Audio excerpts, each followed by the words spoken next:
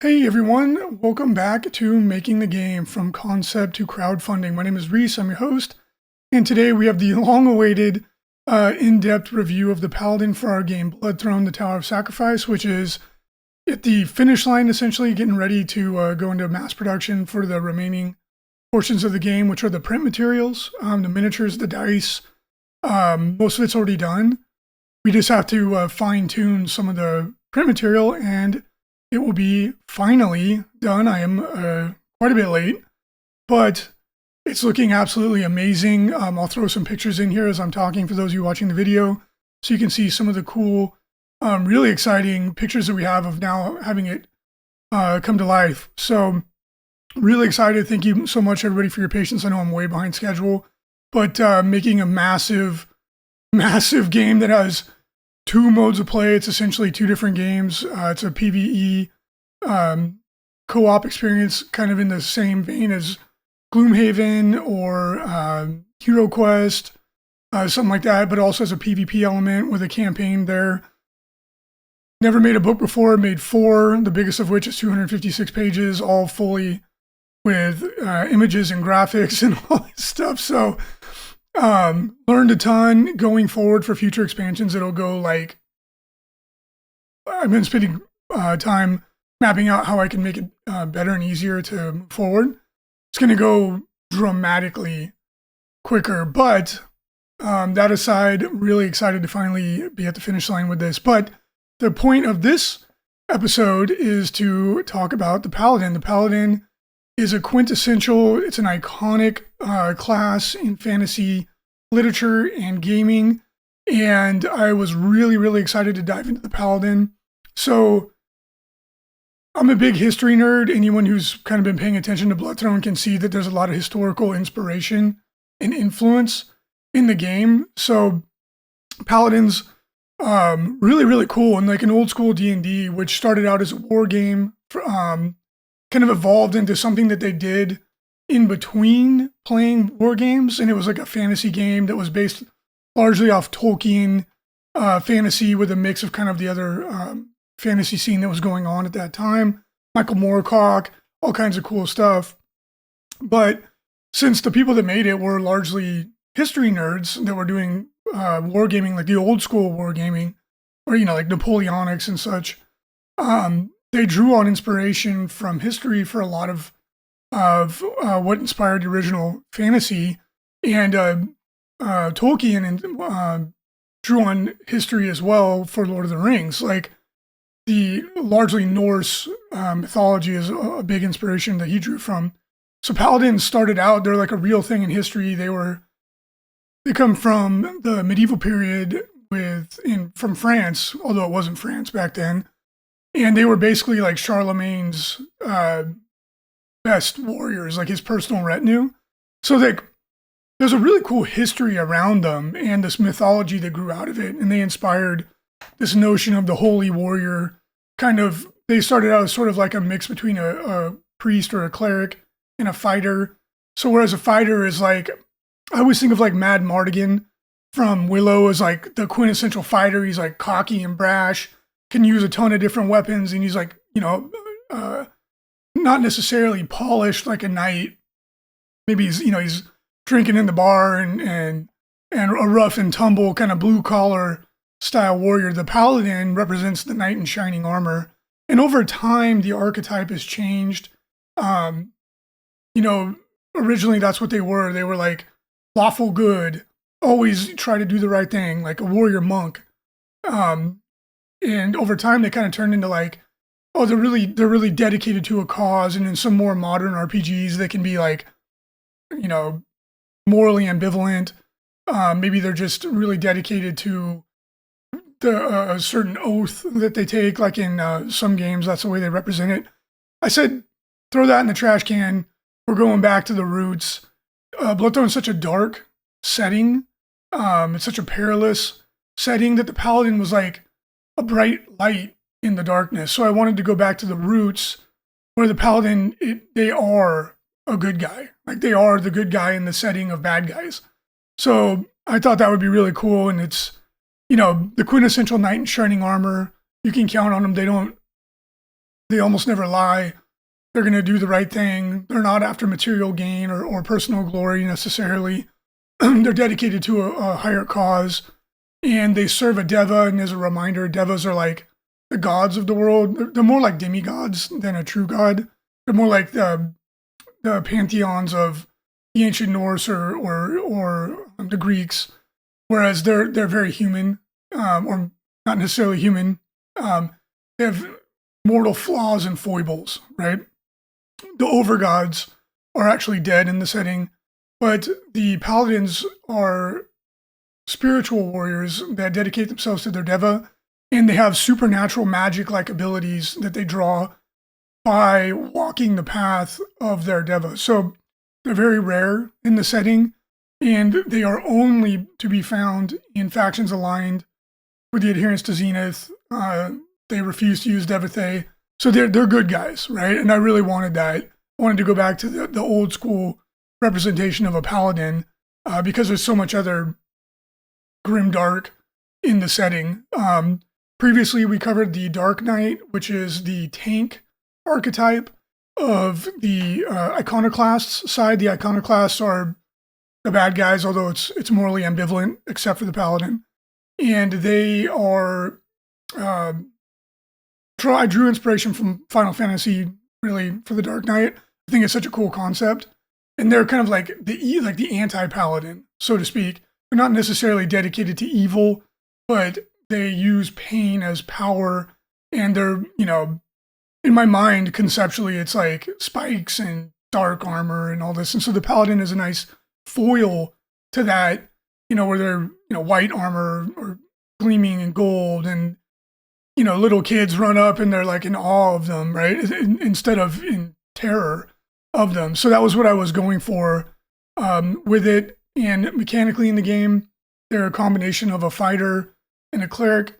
And I sprinkled in some sort of kind of like a little bit more like knight-like characteristics for them. So really excited to dive in. I was really excited to write this class.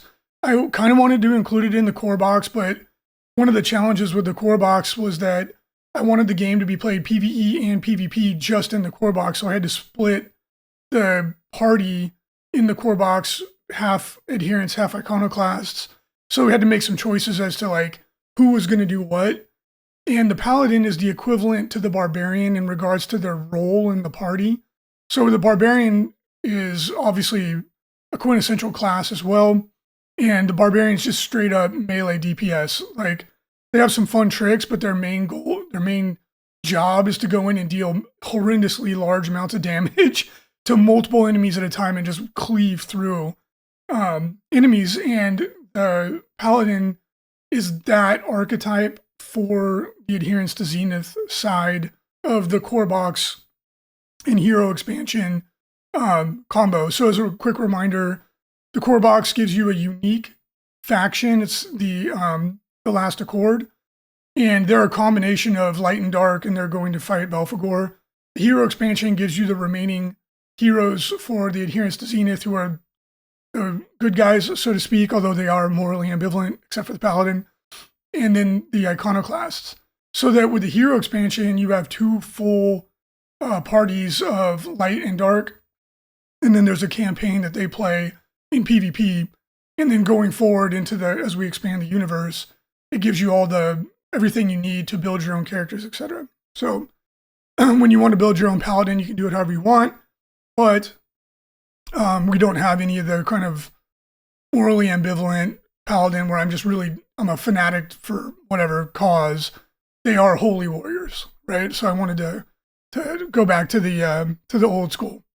Now, what makes the paladin different from the barbarian can't wear heavy armor, but has a ton of rage abilities, and then they cleave. Cleave is their core mechanic that lets them do such a high amount of damage. So the barbarian can hit someone, and if there's another eligible target, they can hit them for free. Still have to roll, but it potentially doubles the amount of damage they can do in one round. So that's the shtick of the barbarian. So now in contrast, the paladin has a rule called no blow unanswered, which is actually, in some traditions, when a knight was knighted, they would get slapped, and they say like, let this be the last blow you ever take unanswered. So I was like, oh, awesome. We're just going to do that. So the Paladin, in contrast to the Barbarian, where the Barbarian's all out offense, the Paladin has a lot of like defensive abilities and protective abilities built in to fit their theme. So the Paladin has a free once per activation when someone hits them, if they're eligible to hit them back, like for example, the person's not hitting them in the back or shooting them with a ranged attack or whatever, Paladin can hit them back for free. So it's like a very similar mechanic to the Barbarian. It's an extra hit for free, but it's a reactive ability when you're hit as opposed to the Barbarian who's going on the offensive. So in practice, the way it works is the Paladins is easier to get off because you're reacting to someone hitting you, but the Barbarians is more offensive. So it really just depends, right? The Barbarian is geared towards going head first into combat, taking damage, hitting you back, and the Paladin is more defensively oriented. And that'll become evident as we go through all of their abilities, but thematically, I felt it fit the idea of a Paladin, of a holy warrior that's protecting the innocent and things of this nature and smiting down evil, as opposed to a berserker barbarian who just goes in, doesn't care about the damage that they take, but just is smashing things to bits. And you'll see that as we go through the game, the archetype for the melee DPS powerhouse will fulfill the same function in different factions, but the way they go about doing it and the little details will make them feel very different when you play. So additionally, the Paladin can heal. So lay on hands, like it would be weird if they couldn't do it. They can also interdict hits for their allies. So like if you have a wizard or a squishy hero, the Paladin can protect them and jump and take a hit for them. And they also have vows, which I thought was really cool. Like they can buff themselves by giving themselves a vow to defeat a certain enemy or to give themselves protection against magic. And they can even hurt themselves to hurt the enemy, like holy immolation. And I thought all of these things were very in keeping with the idea of what a Paladin is. It's a self-sacrificing hero that's, striving to be free of ego and is just trying to be an example to others. So as you can see, I was really excited. I put a lot of thought into all of these, but the Paladin especially I was really excited about. So in regards to equipment restrictions, the Paladin is really similar to the Dark Knight. And whereas the Barbarian cannot wear medium armor, but the cool thing the Barbarian does is that you can equip in their main hand a weapon with the throw keyword. The throw keyword lets you use it as a ranged weapon or a melee weapon, so it's really flexible. So if you wanted to, you could have a Barbarian with like a shield and a javelin, so he could like actually do ranged attacks, which is really uncommon for melee-oriented characters. Like the Rogue can also do this. They can take, in their offhand, they can take like a pistol or a hand crossbow. And it's these little tweaks that make the same archetype class feel different from faction to faction. So the Paladin, the only restriction they have, much like the Dark Knight, is that they cannot take a ranged weapon. The Paladin can take a shield if you want to go sword and board and make them like another tank. They're not as tanky as the fighter, since that's the fighter's role, but you can make them quite tanky, or you can give them a great weapon. They can even dual wield. So the Paladin is very flexible in how you want to build them within your vision of the way a Paladin should be. Again, you just can't take ranged weapons. They have to be geared for melee. So for their abilities, their core ability, no blow unanswered, is what makes them able to do so much damage. Again, if someone hits them and they're eligible to hit back, like they don't have some weird status effect, or they're not being hit in the back, or from outside of their ability to see the target, they get a free strike back. So obviously really, really strong. It potentially increases your DPS by 50%. Like let's say you're stuck in combat, you swing twice, and then in the monster or the other player's turn, they hit your Paladin, you hit them back. So you could be just dealing an absolute boatload of damage with the Paladin.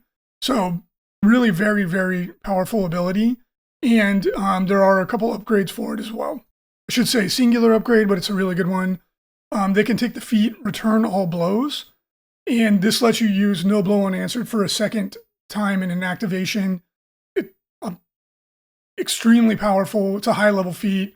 And the Barbarian also has a similar one where they can use cleave for a second time in an activation, which, especially for the Barbarian, is crazy because you can charge, hit another person, charge again, potentially hit another person. It's both of them, it turns them into blenders, right? So the raw damage output for both the Barbarian and the Paladin is the highest of the melee characters. The only class that can potentially do more damage are the nuke wizards, is what I call the archetype, which is the druid for the adherence to Zenith, and then the sorcerer for the iconoclast, because their special shtick is that they can hit multiple targets at a time with spells, and the spells scale up in power. So the Paladin can just absolutely devastate their opponents. At level 1, they also have access to the ability Zealous Strike. Zealous Strike is like bread and butter. This is going to be a card you put in your deck pretty much every single time. A lot of classes have these where it's like, this is like the ability you're going to be using it as frequently as you can. So whereas the Barbarian has Mighty Blow, which just adds 2 damage dice to the damage pool, it's amazing. The Paladin's is subtly different. It gives you +1 accuracy, which is rare. It's one of the rare abilities where you actually increase your odds to hit, and it adds 1 red dice to the, or raw die, to the damage dice pool. And again, raw dice go up to 3 damage. So a normal damage die is 0 to 2. Raw dice are 1 to 3, and they ignore armor, and they typically cannot be blocked or parried. So raw dice are like critical hits, essentially, or magic. That's what they're meant to represent. And just an amazing ability, right? Often you're going to use this when you charge. When you charge, you also get bonuses, and you get +1 advantage and +1 damage die. So a Paladin on the charge is just devastating. Not as good as the Barbarian, who can hit 2 targets when they charge, potentially, if there's 2 in range. But the Paladin, if the target survives and they hit the Paladin will hit them back. And then Zealous Strike can be upgraded twice. Again, because this is such like a quintessential ability, you can really just keep stacking onto it. Mighty Zealous Strike increases the bonus by an additional +1 accuracy and additional +1 red die. So you go up to +2 to hit, +2 red die, which is crazy good. And then if that's weren't enough, you can additionally upgrade it with Burning Zeal, so that then you set the target on fire as well. So the idea of a Paladin like praying to his god and powering up his sword to be burst into flames and then smiting a foe, and some evil ne'er-do-well and lighting him on fire. I was like, that's just too cool not to include into the game. So at level 4, within their sphere of dealing damage, their primary skill tree is DPS, melee DPS. At level 4, they get Vow of Justice Delivered. This is one of their vows, and I just thematically thought it was really cool. It's like the Paladin like prays, like, I'm going to do this thing no matter what. This one is a really powerful vow. Like most shout actions, it is a simple action. As a quick refresher, you get 2 standard actions, which are move, attack, cast a spell, whatever. And then you get 1 simple action. The simple action, some classes use it a lot, some don't. And shout actions, because they're like they're a verbal component, like an invocation or a command. So they're simple to do. And they're sort of like a spell, but same but different. And I wanted to have the ability to have spell-like effects for non-magic users, and they frequently take the form of a shout. Barbarians have a lot of shouts too, but barbarian shouts are like debilitating their enemies. This one, the Paladin makes a shout action.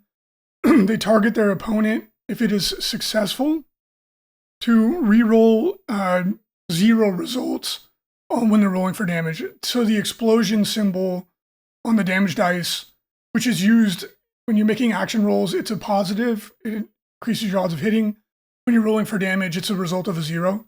So it lets them re-roll any 0s in their damage dice pool. And typically, because the Paladin rolls so many dice when they're rolling for damage, it's a significant increase to the amount of damage that you're doing. So you put this vow on a really tough target, like a boss monster or an opposing hero, charge them, and you're just going to do a ton of damage. So It's a really, really useful skill because as a simple action, it's not really interfering with your ability to move or attack. It's just complementing it.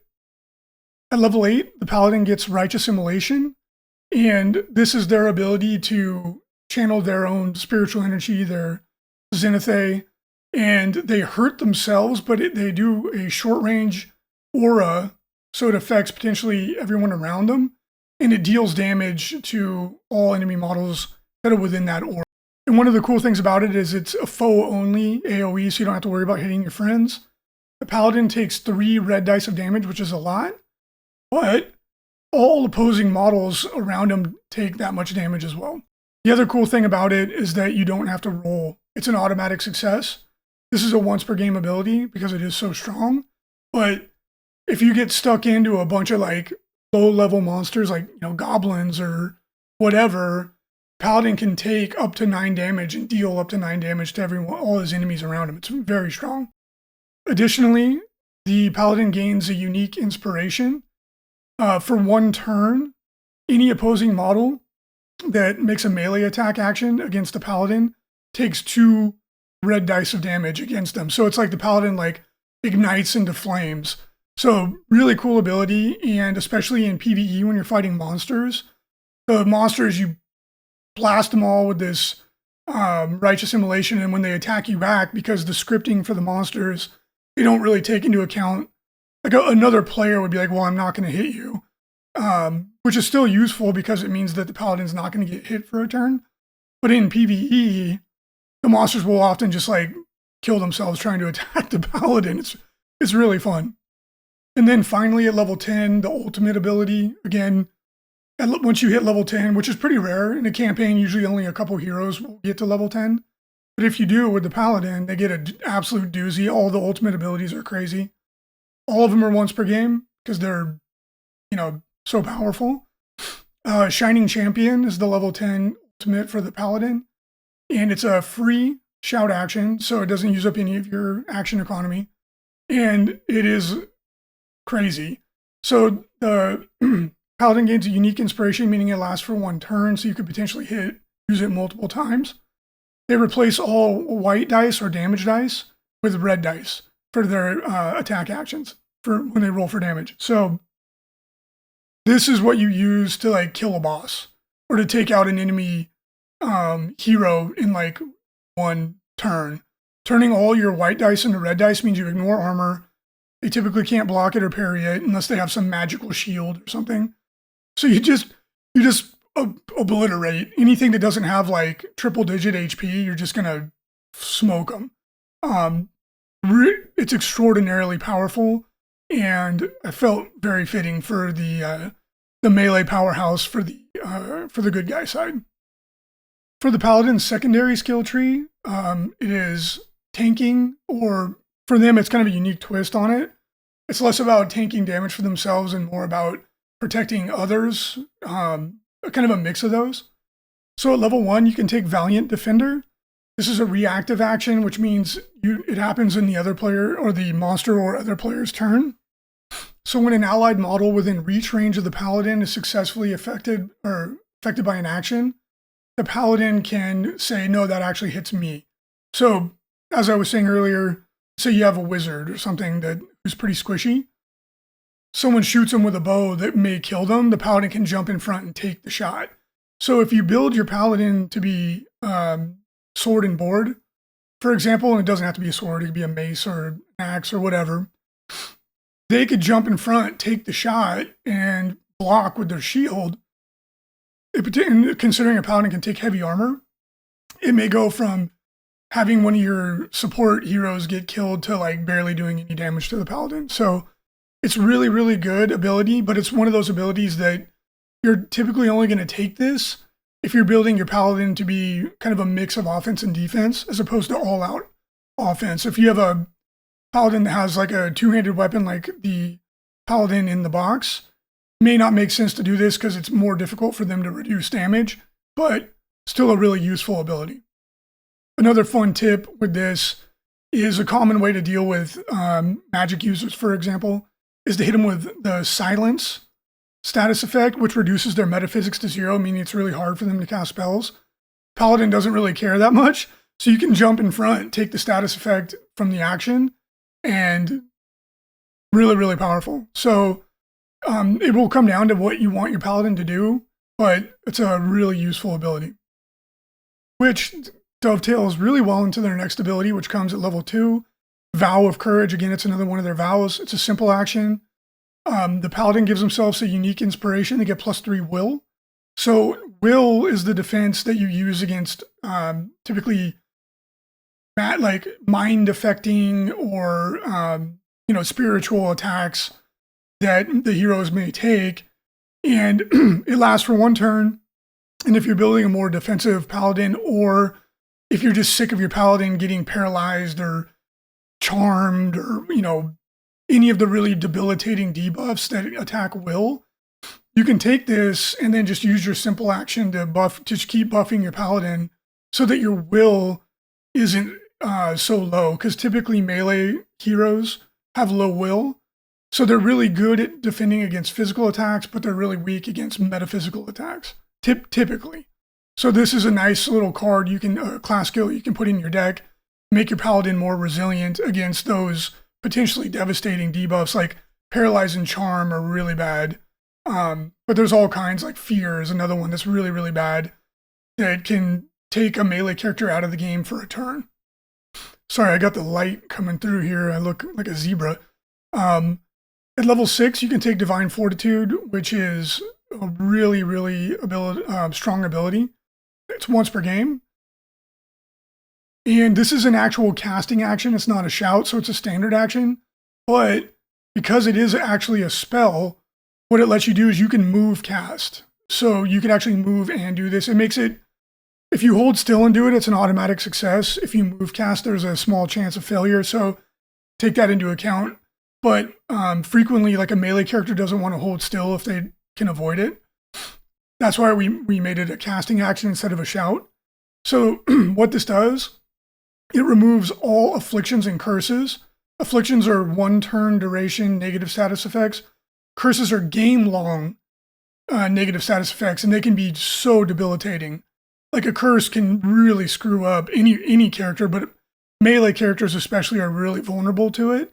Because if they drop your accuracy to 0 for the whole game, or your power to 0 for the whole game, it just dramatically reduces the efficacy of your hero. So the Paladin has the ability to take these off of him once per game and heal 3 red dice of damage, or of HP. So really good card to put in your deck, especially if you find yourself facing a lot of like status effect inducing characters, which there are a lot of. Like the Shaman, for example, can put game-long debuffs on you that can really screw you up. So this card in your deck is like a get-out-of-jail-free card that also heals you. So the tertiary skill tree for the Paladin is healing. They only have 1 ability, but it's really strong. It's Lay on Hands. And this is available at level 1. It's kind of a quintessential Paladin ability like Smite, which we didn't want to call it Smite because that's a little too close. But Lay on Hands is like used across a million different games, and I was like, yeah, let's just do that so that people know exactly what it is. So it is a casting action. Again, it's an actual spell. It takes a standard action to use it, but you can move and do it. Again, that's the benefit. So if you hold still, it's an automatic success, but it's a reach range spell, and the affected friendly model, meaning the Paladin can do it on an ally or themselves, heals 2 red dice plus power HP. So it's actually a really good healing spell. The Priest, who has the best healing spells in the game, their basic heal is 4 red dice plus power. The Paladin typically is going to have high power because they're a melee character. So they're actually throwing a lot of dice. So it's 2 red plus whatever their power is. The core box Paladin is power 3. So you'd be rolling 2 red and 3 white. So it's actually a really good heal. Paladin can become basically a secondary healer if you want him to. You can upgrade this with a feat via Reaching Hands. Lay on Hands is increased to short range as opposed to reach range. It basically doubles the range, more than doubles the range. And then you heal an additional 1 red dice. So now it's 3 red dice with power, which is almost on par with the Priest. but shorter range. And then you can also upgrade it to have Righteous Hands, which is another feat. And then this will additionally put the Rejuvenate HOT or heal over time on the target, which means when they next activate, they heal 2 red dice. And then when they activate again, additionally thereafter, they heal 1 red die. So it increases the total potential amount of dice that you heal your target to 6 over time, plus your power on the first one. So it turns into like a really strong heal, which is cool if you want to lean into that for your Paladin. So as you can see, you have a lot of different ways to build your Paladin. You can make them like more of a cleric. Like, and when I say that, I mean like the D&D cleric, where they're like more of a magic user and secondarily a warrior. Or you can go like, whatever, and just make him a complete badass that's setting people on fire, setting himself on fire, just smiting people left and right. So it gives you a lot of options on how you want to set your Paladin up. The Paladin's feat tree, like all classes, they get class-specific feat choices at even levels, 2, 4, 6, 8. And at level 10, they get their ultimate ability. So at each of these branches, you get to pick one of the 2 options. And then at even levels, you have general feats that are available to all classes. So you get 2 at level 1. When you create your character, all the pre-made heroes already have them pre-selected. And then 3, 5, 7, 9, you get the same choices as everybody else, but they're all really, really good. So at level 2, the Paladin can either take Divine Purpose, which increases their hit points by 4.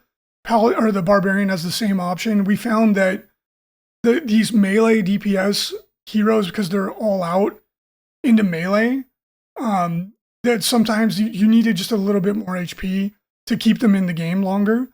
So that's what this is for. Now, if you build a tanky Paladin, you may not need this, or you double down on their tankiness and you take this. Or you can take Faithful Bulwark, which makes the Paladin grant cover to allies as if they were a terrain feature. So then again, you can lean into this like protector archetype for the Paladin if you want, and keep him close to other heroes. And any attack that goes through the Paladin's square to target an ally, as long as they're within 1 square of the Paladin, they get +1 armor. That's what cover does. So really good. It makes everyone else around him harder to hurt. Or you can simply make the Paladin have more HP. At level 4, you can take Reaching Hands, which I already explained. It increases the range and the amount of healing done by lay on hands. Or you can take Mighty Zealous Strike, which is +1 accuracy and red die on top of it. So it'd be +2 accuracy, +2 red dice to 1 attack per activation. So again, do you want your Paladin to be more defensive or offensive? At level 6, you can take Protection of Faith, which increases your damage reduction by 1, which is gnarly. Your Paladin can go up to damage reduction 4, which is really, really good. The Fighter also gets this ability. The Dark Knight quasi gets it. They get it via other means. Or you can take Burning Zeal, which is Zealous Strike sets your target on fire, which, as a reminder, fire is a DOT. It's the inverse of an HOT. When the target next activates, they take 2 red dice, and when they activate the following turn, they take 1, and then it goes away. So do you want your Paladin to be tankier, or just to stack the damage dice on everybody? Finally, at level 8, you can take Righteous Hands. Lay on Hands now also gives the Rejuvenate HOT, or Return All Blows. You can use No Blow Unanswered twice per activation. So again, do you want to have more? You want to throw more dice at your opponent, or make your own team more resilient? Both really good options. It may seem like No Blow Unanswered twice is the obvious choice, but what we found in practice is the same with the Barbarian, is that they're so efficient at killing things that often it just doesn't come up. So experience will be the guide for you if you think it makes sense to do this. Like a really tanky Paladin that has a shield and a sword, perhaps, that isn't doing as much damage and is stuck in with lots of monsters. Return All Blows may be the better choice because they'll get to use it more frequently. Having an HOT with your Lay on Hands, even just to put it on yourself, may be the better choice. So again, it just comes down to how you want to play. So playing Sabir, who is the Paladin in the core box, is a lot of fun, and he was really fun to write. So as with all of these characters, we didn't want to lean into like exactly what you would think when you think of a Paladin, because in Bloodthorn you can make your own heroes. So if you want a prototypical Paladin, like the art in the book for the Paladin is like prototypical Paladin, we wanted the heroes to feel unique, to feel like a twist on the theme, not only to make them, stand out from the crowd a little bit more, but also to show you what's possible in the world of Bloodthorn. Sabir in Falan is the name we created for him. He comes from the faction called Kushna, which is like an Arabian Nights inspired faction. And so we had a lot of fun coming up with what this kind of a Paladin would be. So it still has the same mythos of the Paladin, like a warrior monk, a good guy, someone that you can count on to tell the truth and do the right thing, but from a totally different background. So it was a lot of fun to write this character. So in the lore, Kushna was one of the most devastated factions during the Throne Wars, which is what precedes the events of the core box, and is what leads to Lord Akrathil becoming conquering the world, essentially. So they were really devastated in the Throne Wars. And Sabir is the last Paladin of the Order of the Zaid Habak, which is what we came up with. Their Deva is Samawi, which is a tripartite Deva. We wanted to make it a little bit different. That represents 3 distinct paths that the followers can walk. So we built their whole faction around the idea of 2 distinct subcultures. There are like the desert walkers, which are inspired by like Bedouin traditions, and they live in the deep desert. And then there's the magnificent city of Erebar, which was destroyed during the Throne Wars, which is where Sabir is from. And that was kind of inspired by like the golden age of Islam in history. Obviously not meant to represent them exactly, but inspired by. And so you have this like mix of this really cool and rich, desert tradition plus extreme advancement in the one magical city of Erebar. They have other cities, but they're nothing like the main one. So during the Throne Wars, Erebar is destroyed, and the Paladin order that Sabir is from is also destroyed, and he's the last one. So he's on a quest for vengeance and for understanding of how this could possibly happen. So he's highly motivated, and he's a really cool, strong stoic type character. He is a desert dwarf, which is, one of the variations of dwarves that we have. And so his ancestors come from the deep desert. So unlike mountain dwarves, who are kind of like traditional, what you would think of as a dwarf from fantasy, desert dwarves are not as like stocky and durable, but they have incredible endurance. So gives you kind of like a cool like baseline to understand his character. He's very serious, and he's an absolute beast in combat. So first of all, he has heavy armor, which means that he has damage reduction 3. So anytime anyone attacks him, they take 3 white dice out of the damage dice pool for every successful action roll. Typically that's just 1, but if someone's dual wielding, because dual wielding is so strong, we had to like put in a balancing mechanic. So if someone hit you with 2 weapons dual wielding, you would take 6 dice out. So heavy armor is extremely effective against dual wielding. Dual wielding is really good against lower armor targets. When you're attacking someone that has good armor, you want a 2-handed weapon, because 2-handed weapon throws roughly the same amount of dice as dual wielding, but the damage reduction penalty is only applied once, right? So since I'm talking about it, let's say you had 2 swords, which you would have 8 dice in your damage dice pool plus power. If you went into heavy armor, you would take 6 dice away. So you would go down to 2 plus power. Whereas if you had a great weapon like Sabir with the 2-hander feat, he rolls 7 dice, but then the damage reduction penalty is only applied once, so you would have 4 plus power. Typically when you dual wield, you're going to have less, you're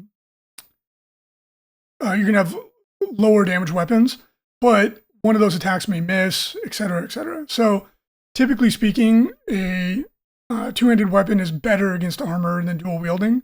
Like, for example, the rogue has 2 3-damage weapons. If he went into heavy armor, he'd only be rolling power. And then, of course, the trade-off is that with a two-handed weapon, if you miss, you don't do any damage, right? And with the dual wielding, you have really good odds of hitting at least once. So we tried to make it an interesting choice. And same with the sword and board. Like, the shield is such a good defensive.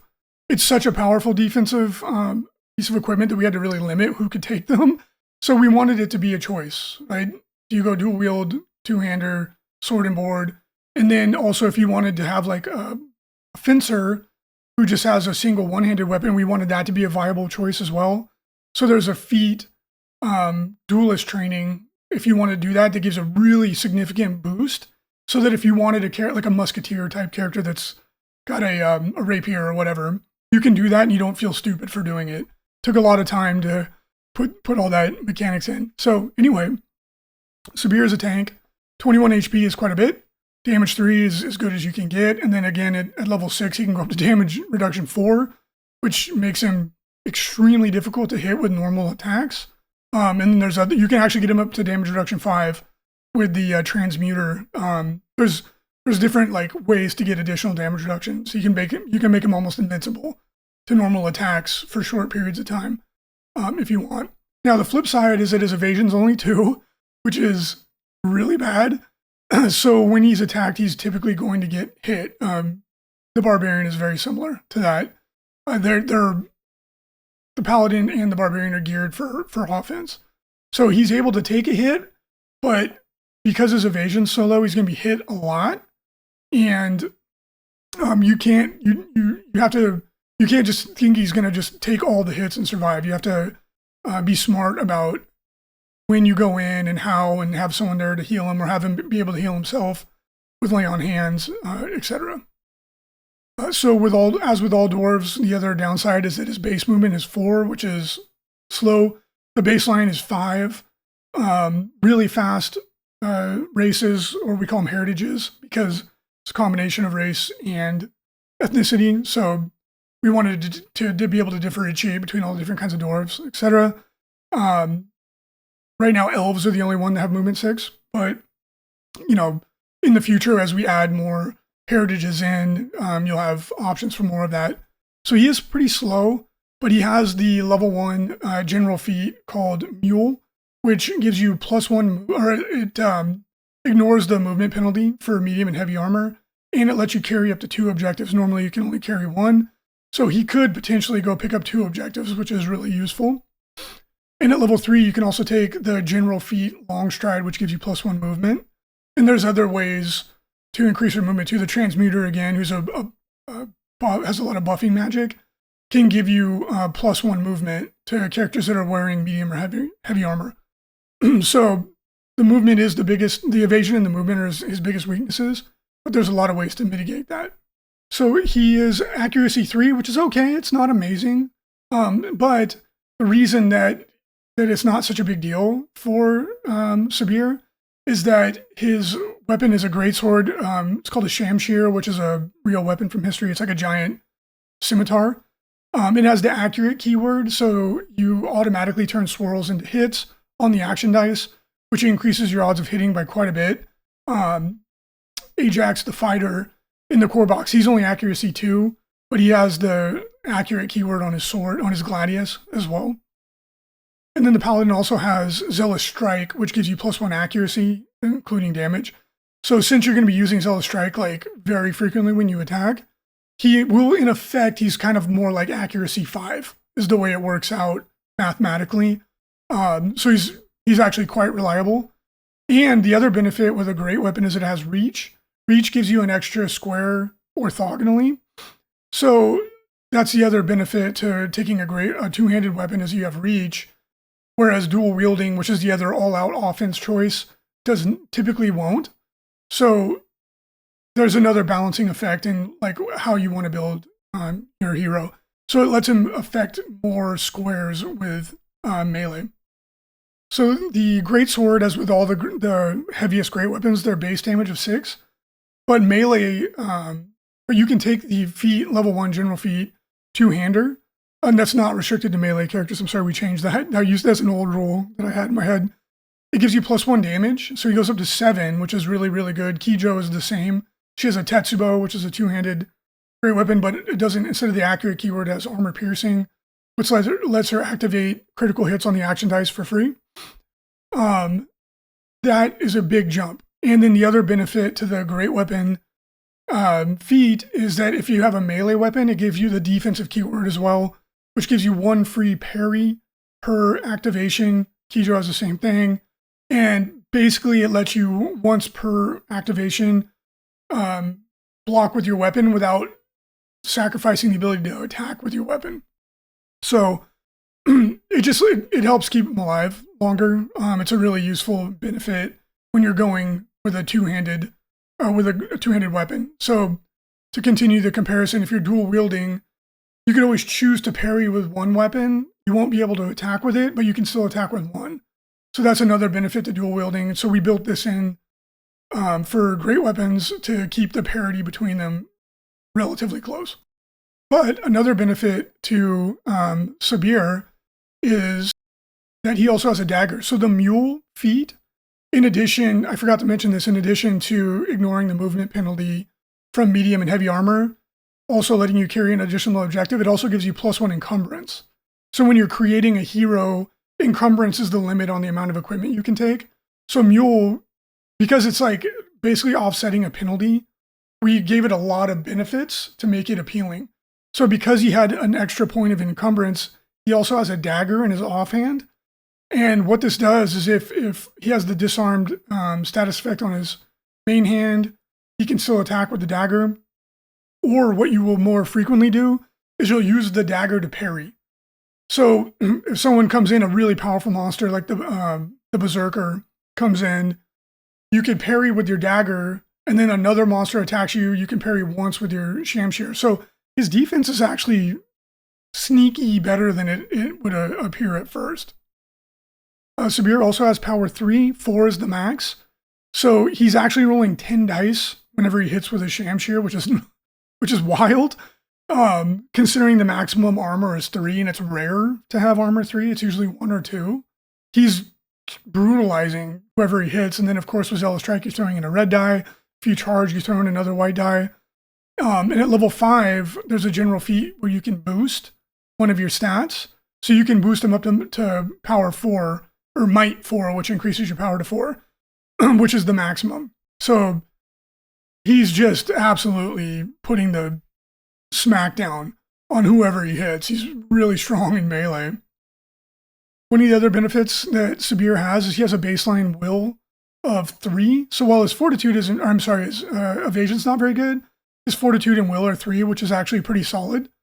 And if he uses his vow on himself, he can go up to will 6, which is really high, which makes it really, really difficult to use any mind or spirit affecting abilities on him, which is usually that's usually the biggest weakness for a melee character. So again, while he's getting hit a lot, he's actually quite resilient to special attacks. So the other downside to Sabir, and this is pretty common with melee characters, he only has 2 class skills to start, which is pretty low. So you get 1 always, and then you get he has intelligence of 1, so that it gives him another one. So you're definitely going to want to look to take magic items and upgrades that give you more class skills, because he doesn't have a ton, right? You're probably going to take Zealous Strike and Lay on Hands or something like that to begin with. And as you level up and go through the game, you're going to want to look for ways to give him more options. Because as you level up and you get all these cool cards, you're going to be like, oh man, I wish I could take more of them. The heritage ability for the Desert Dwarf. So the Mountain Dwarf, just to use as a comparison, it lets you basically get knocked out once and not die, which is extremely good, right? Like that one doesn't really require much explanation. You have to kill them twice to kill them, or put like poison or something on them that will auto kill them when they next activate. So the Desert Dwarf, to reflect their lineage of surviving in the really harsh environment, they have Hardened by Sun and Sand. This is a reactive action, which is great because it means you use it on the other person's turn. When this model would be affected by an action that applies a status effect, this heritage skill may be used. This model may remove the status effect. So this is really, really good. So if someone's going to put any status effect on you the first time or whenever you choose, you can simply go denied, right? So someone's going to paralyze you, which is brutal. Nope. Someone's going to poison you. Someone's going to do whatever. Once per game, you can just simply go, not today, sir. So it's really, really, really strong. Great heritage ability, and I feel like it's very reflective of the lore as well. So playing Sabir is pretty straightforward. You want to just get him stuck into combat and start smacking people with his great weapon, and that's really pretty much it. He's very, very straightforward. The thing you want to bear in mind is that while he is resilient, he's very easy to hit, so he'll get chipped away at, and if he gets focused on, he will get taken out. So you want to either try to boost his evasion to make him harder to hit, or more frequently, you're going to lean into the fact that he's tough. So the Transmuter is his best friend, as I was mentioning. Feather Armor, which is a Transmuter spell that if you're wearing medium or heavy armor, gives you +1 movement, speed him up. Iron Skin gives you +1 damage reduction. It's a game-long buff, so he could be damage reduction 5. So it's like, go ahead and hit me. You're barely going to do any damage to me. Stone Skin is another one the Transmuter has that lets you ignore 1 damage result. So those are all really good abilities to put on him. The Priest has some really strong buffs you can put on him, but you definitely want to put a blessing on him to ensure that he lives long enough to really put that DPS out there. And outside of that, the Priest is also his best friend to keep healing him. But just get him stuck in as quickly as you can. And once he's in combat, he's an absolute blender. That's the biggest challenge of playing him, is just getting him there, because he's only movement 4. So you just want to think about how you're going to deliver him into combat. Because he can pick up 2 objectives. He's really dangerous if he makes it to the late game, because he'll typically, if he makes it to the late game, that means he cut his way through all your opponents, and then he can just start picking up multiple objectives. So, really fun character to play. He's very frequently picked. And yeah, just go forth and conquer, my son. That's the best way to play him. When you're playing against Sabir, he can be a bit intimidating, because when you're hitting him, he's hitting you back, and he hits really hard. So, it's typically what you're going to want to do is debuff him, slow him down even more is one of the best things you can do. You're going to have to plan to do it twice, because the first time you do it, he's just going to deny it with his heritage ability. And then hitting him from range. If you have a really strong ranged character, that's going to be really good because he's easy to hit. Although the damage reduction does make it difficult. The Sorcerer for the Iconoclast is like built to attack a character like Sabir, because the Sorcerer's shtick is that not only can they hit multiple targets, they do a lot of raw damage, which ignores armor. The other character that's really good at fighting him is the Alchemist, because the Alchemist does DOTs, which ignore armor. So those characters are going to be your best bet to take him out, because he's easy to hit, and then if you're ignoring his armor, you're bypassing his primary defense. Trying to go into him and fight him one-on-one is not usually going to be the best bet. The Dark Knight is the only character that can really stand and bang with him. The Barbarian could potentially take him out, because she does so much damage that she could overcome his defenses, but you just have to make sure to weaken him first. And yeah, the Dark Knight's the only one that can really tank him, so to speak, because you have heavy armor and a shield, and you have a bunch of other really cool abilities. Like you can heal yourself as you hit him, for example, so you can just kind of hold him up. But yeah, he's not an impossible puzzle to solve because he is kind of slow. But if he does get stuck in, it's going to hurt. All right, well, thank you so much for listening. I hope you enjoyed learning about the Paladin. Next up, we are going to look at the Warlock. The Warlock is super duper fun, and it's kind of a spin on the classic Warlock. It feels similar, but it's a little bit same but different. And the Warlock was in playtesting a playtester favorite. They really enjoyed playing him. Like, he universally was rated as one of their favorite heroes to play. So I'm going to get on that. Again, I'm going to be out of town. Unfortunately, my mom is really, really sick. So we're going to go visit my parents, and I should be back in about a week and a half. I'll be working the whole time, but I won't be able to record. But we'll cover the Warlock on the next one.